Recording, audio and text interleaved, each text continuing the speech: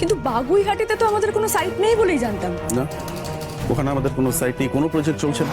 আমার হিসেব অনুযায়ী যতটা মালের প্রয়োজন ছিল আমাদের, তার থেকে বেশি মাল ওখানে পড়েছে। তাহলে মালটা গেল কোথায় সেটা আমাকে জানতে হবে। আপনি এক কাজ করুন, বাড়িতে চলে আসুন, দুর্জয় আর শঙ্করকে আমি থাকতে বলছি, সামনাসামনি বসে আলোচনা করব। এই বাগুইহাটি সাইটে এত মাল কেন গেল সেটা দুর্জয় আর শঙ্কর কাছ থেকে আমাকে জানতেই হবে।